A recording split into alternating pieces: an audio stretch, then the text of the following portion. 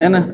Así que, qué bueno verlos. Y mientras ustedes buscan en su Biblia, primera de Timoteo, capítulo 4, versículos 6 al 10, en donde estaremos hoy para cerrar ya nuestra serie acerca de esforzarnos, de poder esforzarnos, ejercitarnos, entrenarnos, ejercitarnos en la piedad.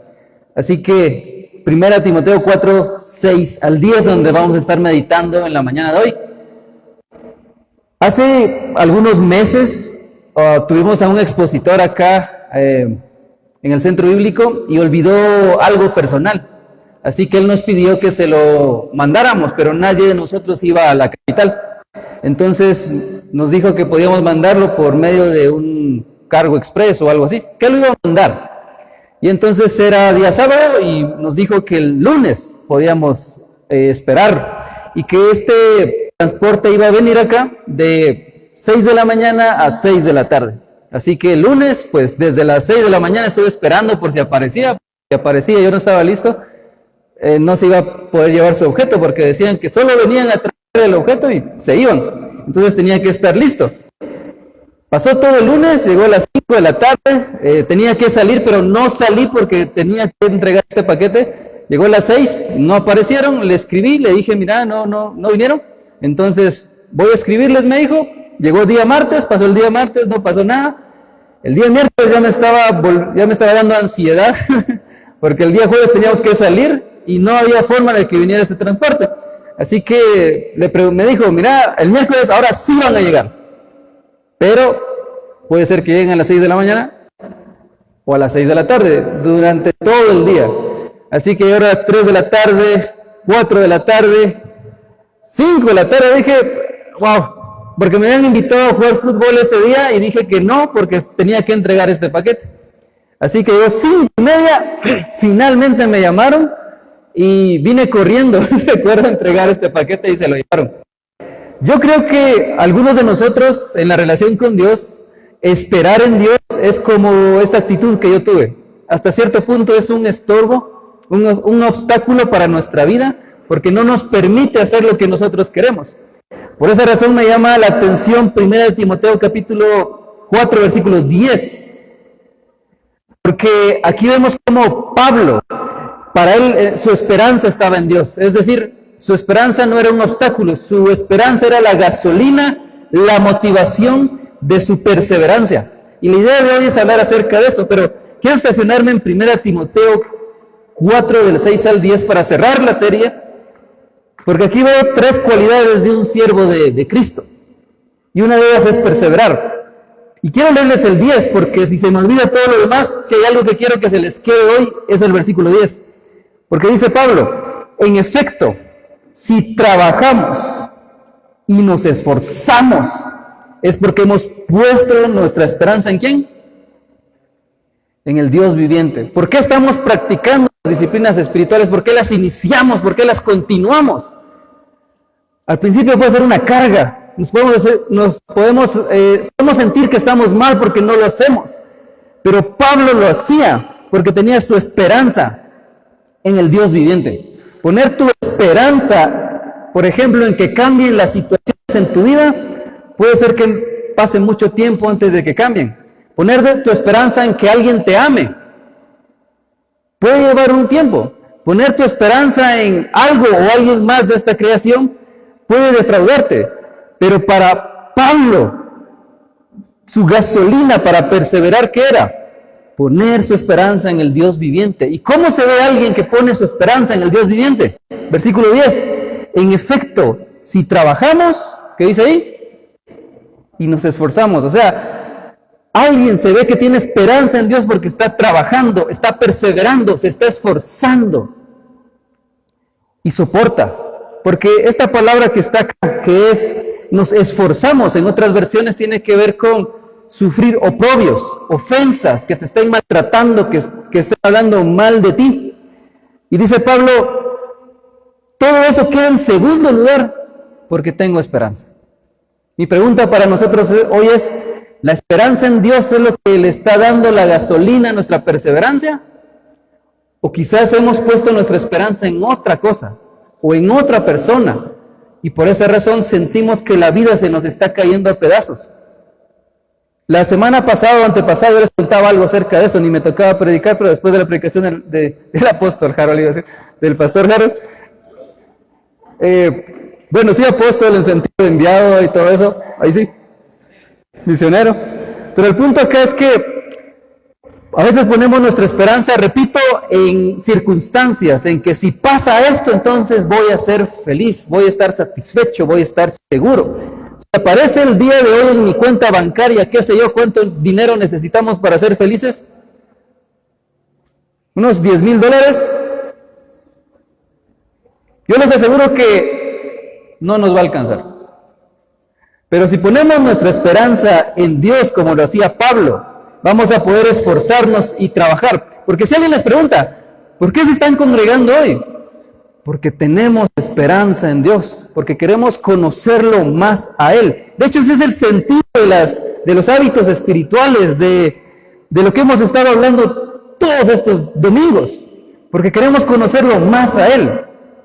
Por esa razón, quiero estacionarme en este pasaje bíblico que fue nuestro lema. De hecho, nuestro lema está en el versículo 7, donde dice, rechaza las leyendas profanas y otros mitos semejantes, otros mitos semejantes, más bien ejercítate en la piedad. Y esa palabra, más bien ejercítate en la piedad. Y quiero explicar el versículo 6, de hecho ahí está mi primer punto, porque eso nos ayuda a entender cómo un buen siervo de Cristo persevera. Ahora, hay un niño en el colegio, aquí donde trabajamos, que me dice siervo cada vez que me ve, porque en la iglesia donde él va, al pastor le dicen siervo. Espero que con S y no con C. Pero, siempre que me mira dice siervo. Y todos los demás de sus compañeros se le quedan viendo así, ¿por qué le dices así? Y el punto es que todos los que estamos acá somos siervos de Cristo. Todos. No es que el trabajo que hacemos con Harold y con todos los demás sea más sagrado. Lo que estás haciendo para Dios, donde lo estés haciendo, media vez no sea narcotráfico o algo en contra de la palabra de Dios, sos un siervo. Entonces, en el versículo 6, de hecho del versículo 6, sí, versículo 6, la primera cualidad de un buen siervo de Jesucristo, luego voy a regresar al 10 donde habla de perseverar, es que abunda en las Escrituras. Eso dice el versículo 6, abunda en las Escrituras. De hecho dice el versículo 6, si enseñas estas cosas a los hermanos, serás un buen servidor de Cristo Jesús, nutrido con las verdades de la fe y de la buena enseñanza que paso a paso has seguido. Si enseñas estas cosas. Por cierto, del versículo 1 al 5 está hablando de falsos maestros que prohíben el matrimonio y prohíben ciertos alimentos. Y lo que dice Pablo a Timoteo, y Timoteo está en Éfeso, por cierto, es que todo lo que Dios ha creado es bueno y nada es despreciable, porque se recibe con acción de gracias, porque la palabra de Dios y la oración nos santifican. Y dice en el versículo 6, si enseñas estas cosas, o sea, si enseñas que todo lo que Dios ha creado es bueno, para poder comer porque se purifica o se santifica con oración y con la palabra de Dios, si enseñas estas cosas a los hermanos, serás un buen servidor de Cristo Jesús. En otras versiones dice ministro de Cristo. En otras palabras, si estás enseñando las Escrituras, eres un buen siervo, pero no nos quedemos ahí. La palabra clave para mí en este versículo es la siguiente, que dice nutrido. La idea es estar bien alimentado de la palabra de Dios. Y estoy leyendo desde acá, porque en el versículo 7, cuando habla de leyendas profanas, va a estar conectado, pero todavía no he llegado ahí. Entonces, un buen siervo de Cristo, según el versículo 6, abunda en las Escrituras. Es alguien que está enseñando las Escrituras porque abunda en las Escrituras. Y yo les aseguro que si los que estamos acá nos alimentamos solo de lo que se predica acá, vamos a sufrir de hambre toda la semana.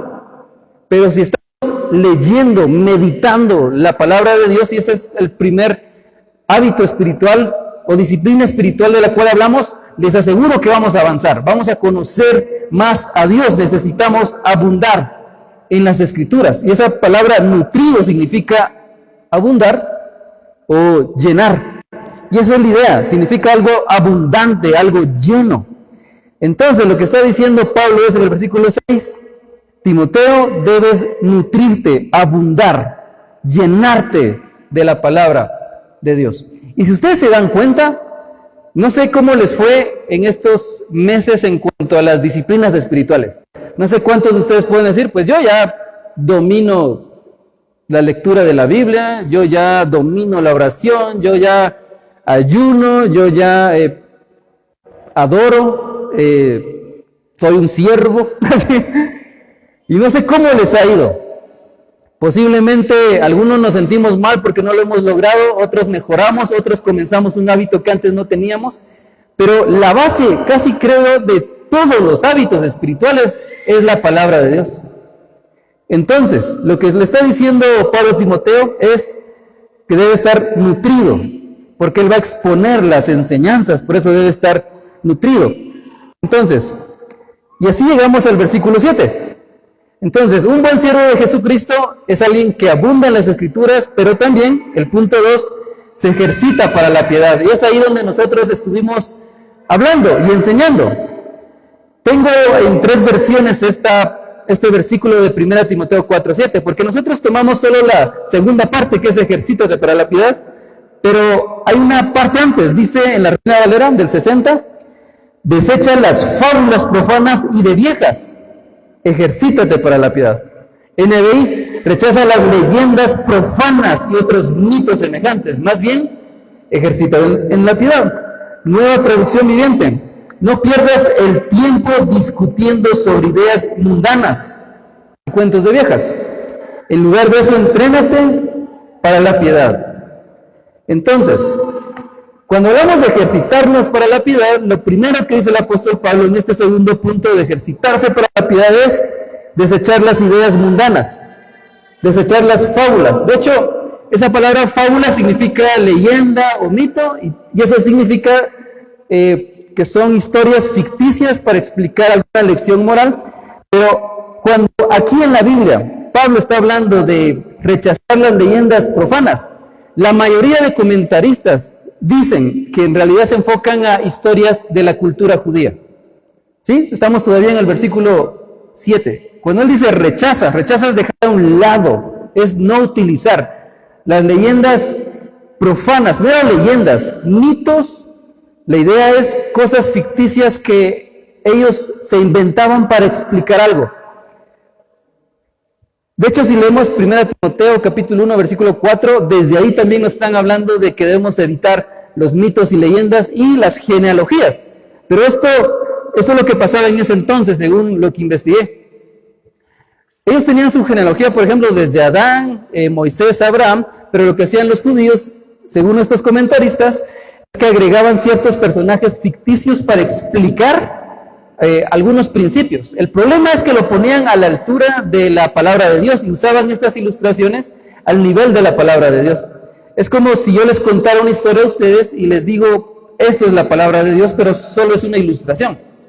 Por ejemplo, no sé cuántos de ustedes han escuchado una ilustración que hablaba acerca del águila, cuando el águila se renovaba a cierta edad, no sé si se acuerdan. Y que entonces iba a una cueva y se destruía su pico en la piedra y se quitaba sus alas y todo eso. Pues yo me puse a investigar un poco después de eso porque en algún momento lo escuché, en algún momento lo dije o lo enseñé también, pero cuando empecé a leer un poco más me di cuenta de que realmente ese proceso no existe, no es verdad. Y algunos lo enseñábamos como que fuera Biblia. Ese es el punto de estas ideas mundanas, en el sentido de que nuestras ideas llegan al mismo nivel de la palabra de Dios y en vez de seguir lo que dice la Biblia, seguimos lo que pensamos. Y yo les aseguro que muchas de nuestras ideas son mundanas, están mal. ¿Y cómo sé yo que mis ideas están mal? Por eso necesito nutrirme ¿de qué? De la palabra de Dios. De hecho, esa palabra nutrirse, cuando ustedes leen, por ejemplo, una vez más dice nutrirse y enseñar en el versículo 6, se refiere a alguien que prepara, no hay una mesa, ¿aquí hay una mesa? La idea es que sobre esta mesa coloco todos los alimentos sanos, son los que voy a mostrar. La idea de enseñar es que voy a mostrarles lo mejor. Estos mitos y leyendas son como la comida chatarra. Son interesantes, son ricas, pero realmente no alimentan.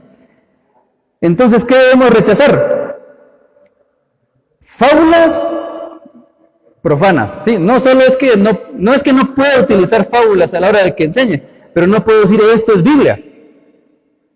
¿Se acuerdan de que no cae la hoja de un árbol sin que Dios lo decida? Eso no está en la Biblia. Según sé, está en el Quijote de la Mancha, por ejemplo, pero alguien lo dijo y suena tan bien, y sí, obviamente Dios es soberano, pero no está ahí. En fin, pero no son cualquier tipo de leyendas. En el caso de lo que está hablando Pablo acá, son leyendas judías. Pero acuérdense que también dice que son leyendas profanas. Y algo profano es aquello que va en contra de lo sagrado, es algo irreverente. ¿Cuáles serían nuestras fábulas profanas? Hice una pregunta acá, estaba pensando, porque empecé a investigar un poco acerca de eso y por momentos sentía que sí entendía qué rayos es una leyenda, mito y todo eso. Y por ratos decía, en realidad no estoy entendiendo qué me están diciendo acá. Luego leí una vez más la Biblia en las 3 versiones, el versículo 7, y una de las cosas que dice la Nueva Traducción Viviente son ideas mundanas. En vez de traducirlo como leyendas profanas, ideas mundanas. Eso me ayudó mucho a aclarar. Pero, ¿cuáles serían nuestras fábulas profanas? Pues aquellas narraciones irreverentes que van en contra de Dios, que son interesantes, pero que nos desvían de la piedad, de la devoción a Dios. Un ejemplo que puso un comentarista es el origen de los ángeles. ¿A quién le llama la atención ese tema? O sea, origen del... El punto es que lo que hacían era inventarse cómo se originaron los ángeles, porque no está en la Biblia, no dice exactamente cómo fue. Y entonces, alguien se imaginaba cómo fue y lo enseñaban. Y los demás lo creían como que fuera Biblia. Les pregunto, ¿será que hay ciertas enseñanzas que hemos adquirido, hemos absorbido, nos hemos alimentado, pero no están en la Biblia, pero los vivimos como que fueran Biblia? ¿Cómo voy a saber cuáles sí y cuáles no? Este sí, este no. A leer la Biblia. Solo así, o sea, no hay otra forma. ¿Y te va a llevar tiempo? Sí, pero vale la pena. A veces bromeamos con los que predicamos y decimos que cuando enseñamos es como que ya masticamos la comida y se los estamos dando a ustedes. Suena asqueroso, ¿verdad? Lo siento, solo es una idea mundana. Pero lo mejor es que ustedes puedan masticar su propia comida, es decir, que ustedes puedan ir a la Biblia, leerla y asombrarse. Para mí, alguien que me da un ejemplo acerca de qué es asombro, por ejemplo, es Tesia.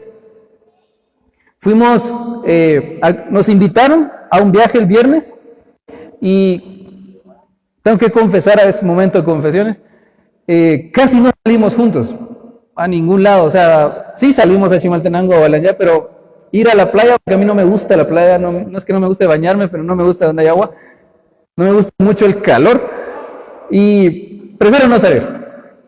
Pero a ellos tres les encanta salir, es todo un dilema ahí. La cuestión es que fuimos en el viaje y cuando estábamos llegando al lago allá por Panagachel, los ojos de Tesia se abrieron. Fue un asombro que yo me quedé así. Vale la pena, por eso. Yo sé que ahorita voy a sufrir porque tengo que meterme al agua, tengo que soportar el calor, pero vale la pena, ¿por qué? Por esa mirada. Abre los ojos. Y no es por dar lástima, pero les preguntaron, ¿quiénes no han ido a un lago? Y soy Tesia. Yo me quedé así, nunca hemos ido a un lago. No, confesiones que duelen. Pero cuando vamos a la Biblia y leemos algo, lo entendemos, créanme que esos ojos de asombro también se dan ahí. Porque dices, wow. Es como el versículo 10 para mí en esta semana. Pablo puso su esperanza en el Dios viviente y por eso perseveraba. Yo no sé cuántos de ustedes ya no tienen ganas de seguir. No sé cuántos de ustedes cada día están luchando por levantarse, por continuar. Y para mí este versículo fue clave porque dice que Pablo puso su esperanza en el Dios viviente. Y por eso persevera, porque su esperanza está en Dios y no en las circunstancias, no en el dinero, no en lo material, no en el amor de las personas. Está en Dios, en algo que nadie te puede quitar. Eso fue lo que a mí me tocó el corazón. Pero continuando en el versículo 7, hay que rechazar entonces todas las ideas mundanas que nos alejan de Dios.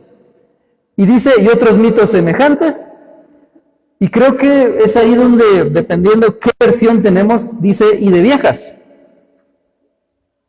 Creo que en la Reina Valera menciona eso, y de viejas. La idea es que había cierto grupo de mujeres que no, en ese tiempo recuerden ustedes que las mujeres no podían educarse. Realmente era una época muy triste, pero lo que hacían las mujeres, dicen los comentaristas, es que compartían estos mitos o estas leyendas. Y entonces lo que dice Pablo es que rechacemos, dejemos a un lado. En vez de basarnos en ideas mundanas, ¿qué dice el versículo 7 que debemos hacer? Ejercítate en la piedad. Y solo esa palabra ejercicio, ¿quiénes tenemos una relación tóxica aquí con el ejercicio? La idea de la palabra ejercitarse sí tiene que ver con gimnasio, tiene que ver con esfuerzo, tiene que ver con alguien riguroso. Yo me imaginé, no sé si han visto esa película que se llama Rocky. No es una fábula profana. No sé si la han visto. Pero una de las cosas que me llamó la atención es que se levantaba tipo 4 de la mañana, sonaba su despertador, y se levantaba, quebraba 1 o 2 huevos, los colocaba en un vaso, se los tragaba. Solo para mí eso ya era así como... y salía a correr. O sea, y eso lo hacía todos los días porque se estaba preparando para una batalla. Creo que era contra el ruso, no estoy muy seguro. Y leer la Biblia, estar orando, estar ayunando, estar sirviendo, estar adorando, cuesta, es difícil. Nuestra carne no quiere. Lloramos como Miquel porque no queremos hacer eso, queremos hacer otra cosa. Queremos ver televisión, queremos estar en nuestro celular, queremos hacer otra cosa, pero no queremos estar en la Biblia. Y de cierta forma, aunque no estamos transmitiendo historias o ideas mundanas, sí nos estamos entreteniendo y tratando de llenar con el mundo. Y luego, cuando estamos llenos de lo corrupto del mundo, ya no queremos nada de Dios. ¿Se dan cuenta de eso? Entonces, un buen siervo de Cristo se ejercita para la piedad. Esa palabra ejercitarse tiene que ver con practicar, ser entrenado por alguien, acostumbrarse. Podríamos decir entonces que se refiere a dominar un hábito como resultado de la práctica. Repito, dominar un hábito como resultado de la práctica. No sé con quién, creo que con Israel estábamos hablando con un joven y él nos estaba contando cómo comenzó en el gimnasio. Y él dice que ya lleva más de 6 meses, ¿verdad? Como un año, 8 meses. Pero él decía que más o menos, y esto recuerdo, que los cambios no se ven a los 3 meses todavía. Por esa razón, muchos, cuando no ven cambios, ¿qué pasa? Se salen. Bueno, algunos solo vamos, tomamos la foto respectiva para el Face y nos salimos, ¿verdad? O sea, solo fue para tomarte la foto que estabas comenzando. Pero él lleva 8 meses. Su motivación es distinta, él tiene otra motivación. Comenzó con una motivación que no puedo contar, pero ahorita su motivación es poder ser un mejor él. Ahora, nosotros no estamos ejercitándonos con los hábitos espirituales para ser un mejor yo, es para ser más como Cristo. Y eso es lo mejor. Entonces, dominar un hábito, eso tiene que ver con ejercitarse, porque te va a costar. Y es disciplina porque no vas a querer hacerlo. Yo recuerdo que hace unos meses platicábamos con algunos de ustedes si es hipocresía que uno lea su Biblia cuando no tiene ganas de leerlo. El problema es que si lo aplicamos, por ejemplo, hoy no tengo ganas de congregarme, ¿qué vas a hacer? No te congregas. Hoy no tengo ganas de orar, ¿qué va a pasar? No vas a orar. Pues hoy no tengo ganas de ayunar. No ayunas. pues hoy no tengo ganas de ofrendar, no lo haces. Entonces, no es hipocresía, sino que es disciplina. Y va a llegar un punto, porque acuérdense de esto, en el gimnasio mínimo pasan 3 meses y se empiezan a ver cambios. Después de 3 meses que le has dado duro, 3 meses, y se empiezan a ver cambios. Algunos dicen 6 meses, 7 meses. Bueno, algunos llevamos 2 años y no se ve nada. Así. El punto es que debes dominar este hábito, porque aunque Dios es el que pone el deseo y el anhelo en uno, te toca esforzarte, te toca levantarte temprano, te toca, o sea, algunos de nosotros lo que quisiéramos es que los hábitos espirituales no afectaran nuestra agenda. Es decir, puedo hacer todo lo que quiero hacer y que todavía me dé tiempo de leer la Biblia, orar y todo lo demás.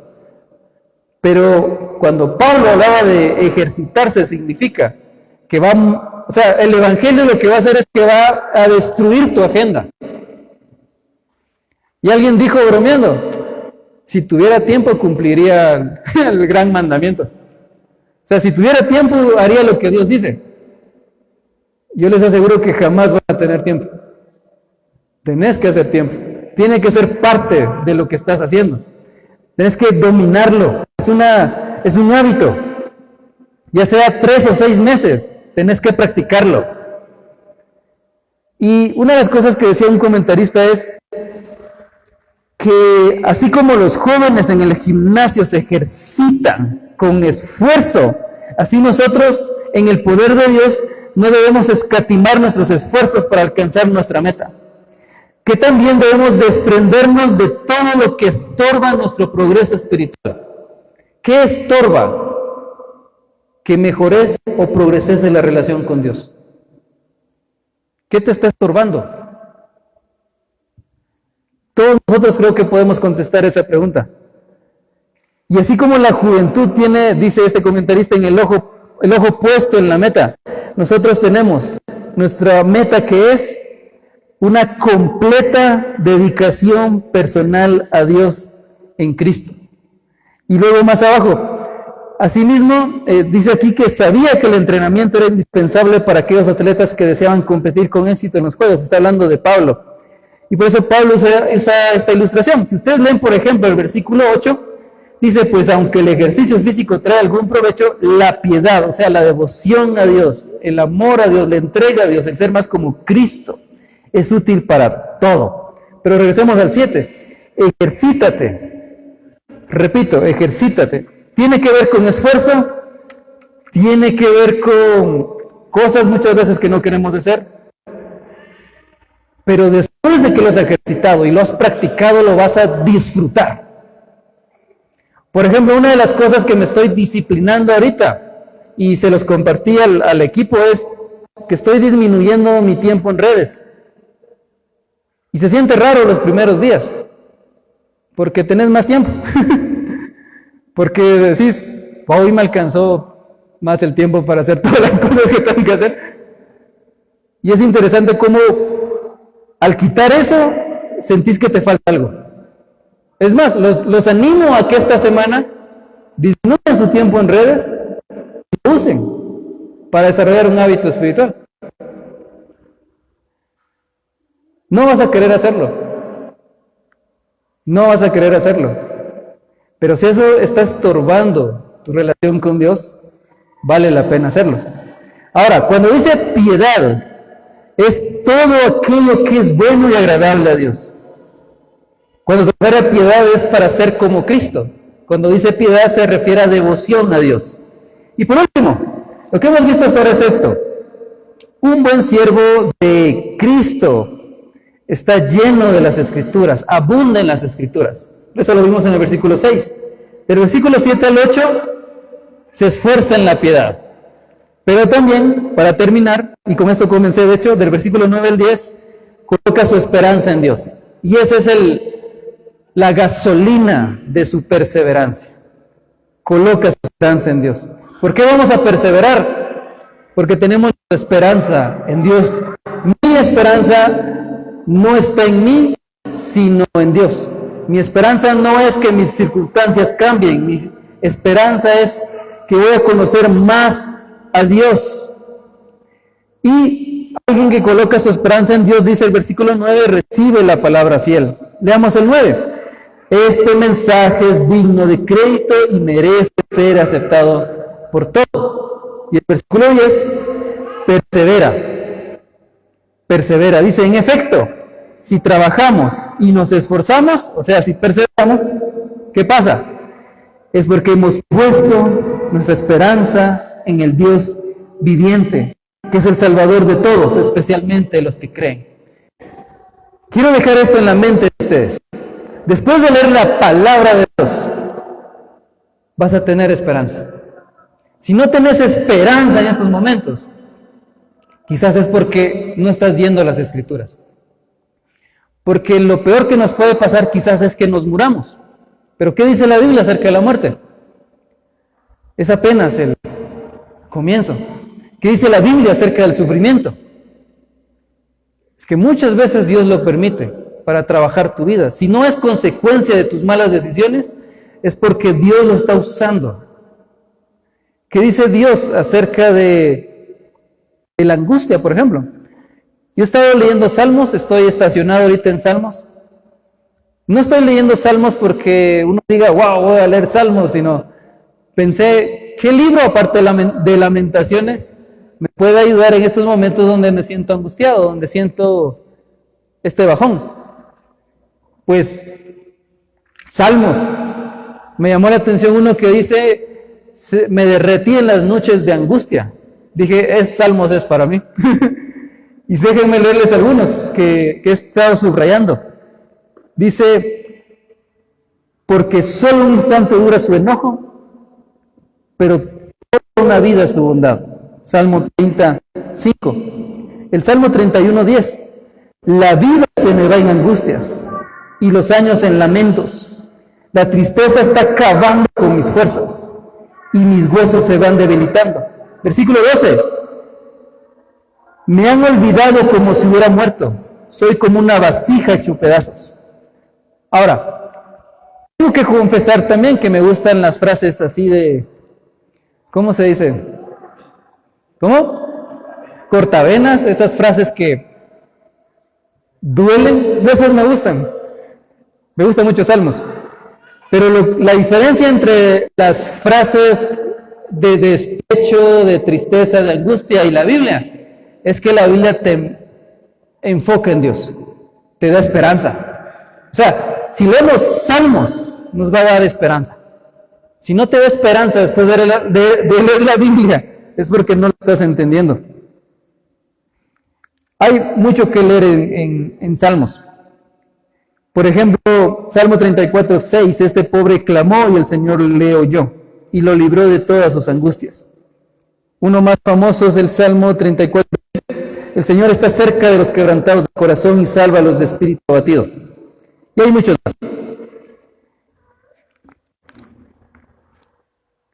Por ejemplo, Salmo 37:25. He sido joven, esa me gustó, he sido joven y ahora soy viejo, pero nunca he visto justo en la miseria, ni que sus hijos mendiguen pan. Y he subrayado un montón, pero principalmente aquellos con los que me he estado identificando un poco más. Ahora, no necesariamente ustedes deben leer Salmos, pero les aseguro que si no están leyendo su Biblia, su esperanza se va a enfocar no en Dios, sino en algo o alguien más en la creación. Y todo lo demás nos puede defraudar. Pero Dios, el Dios de la Biblia, jamás nos va a defraudar. Entonces, lo que dijimos fue esto. Un buen siervo de Cristo, según el versículo 6, está nutrido, abunda en las Escrituras. ¿Cómo podemos practicar esto? Estudiando las Escrituras. Versículos 7 al 8, un buen siervo de Cristo se ejercita en la piedad, se esfuerza, aunque no tenga ganas, aunque sea difícil, se esfuerza en la piedad, en la relación con Dios al ser más como Cristo. Y el versículo 9 al 10 coloca su esperanza en Dios. Así que quiero animarlos a ustedes a que todos nosotros pongamos nuestra esperanza en Dios. Y eso significa, acuérdense ustedes que la palabra esperanza, a diferencia de lo que significa para nosotros aquí, porque esperanza muchas veces significa para nosotros algo que puede o no puede pasar.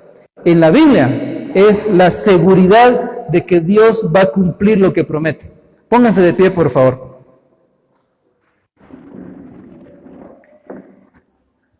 Les animo a que podamos colocar nuestra esperanza en lo que Dios dice en su palabra.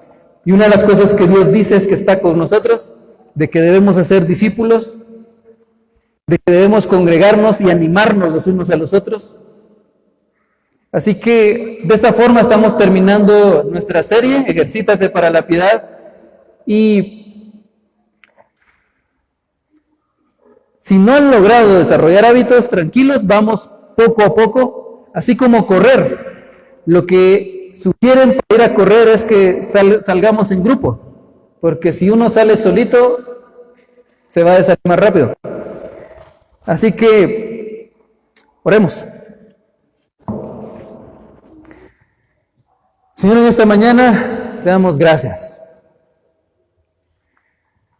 Sin duda el desafío o el mandamiento o las instrucciones hacia Timoteo fueron palabras para animarlo. Él debía recordar que debía nutrirse, alimentarse sanamente de tu palabra. Él debía recordar que debía ejercitarse para la piedad, pero que también debía colocar su esperanza en ti.